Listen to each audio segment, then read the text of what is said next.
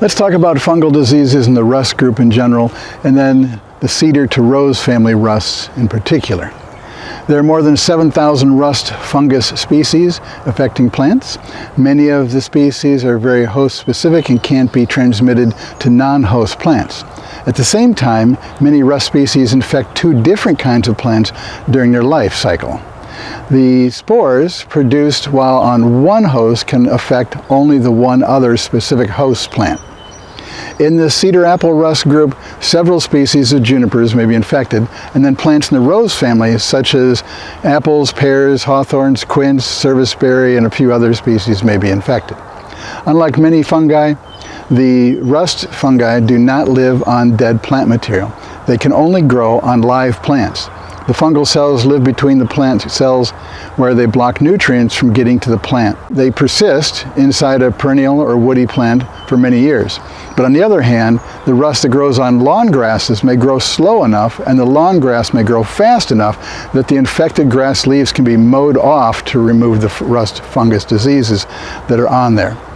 Rust diseases are serious economic pests on crops as diverse as coffee, corn, oats, rye, soybeans, sugarcane, wheat, and white pine trees.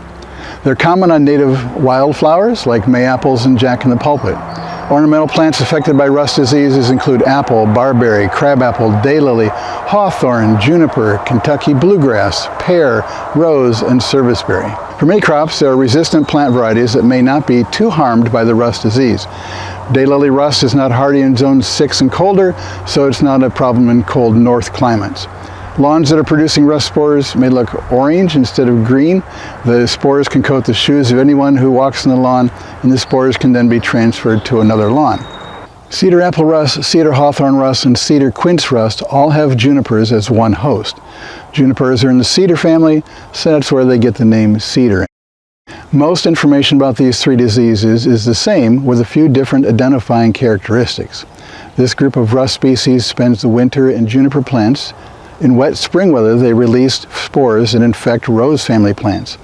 Apples and other fruit tree leaves that are under 2 weeks old are very susceptible. The infected rose family plant leaves and fruit release spores in mid to late summer that reinfest junipers. The spores can travel over a mile to infect the plants. But the closer the plants are together, the heavier the infestation will be. The spore-producing stage on the rose family plants are usually small, yellow, orange, or red dots on the leaves or fruit. If the tree is heavily infected, the spores from this stage may blow or wash off onto the ground. The plants below the affected trees are covered in orange dust.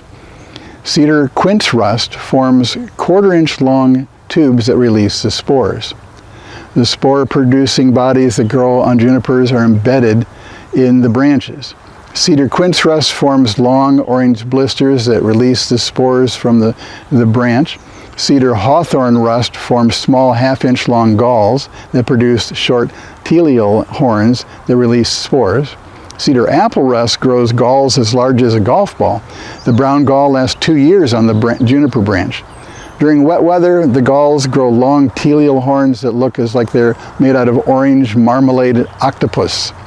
The horns dry up in dry weather, but can come back several times in the spring when the weather is wet. So how and when do you treat rust in your garden or landscape plants have a rust disease? If possible, use plant varieties that are resistant to rust. Don't water the plants with overhead watering when the weather is going to allow the spores to infect leaves.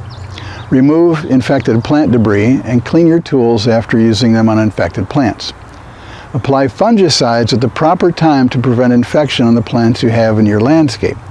Protect rose family plants when the redbud trees are in bloom. Use a fungicide that says on the label that it treats rust fungi on the type of plant that you have. And this is Jeff with the Green Review. Thanks for watching. I think a mosquito was biting me.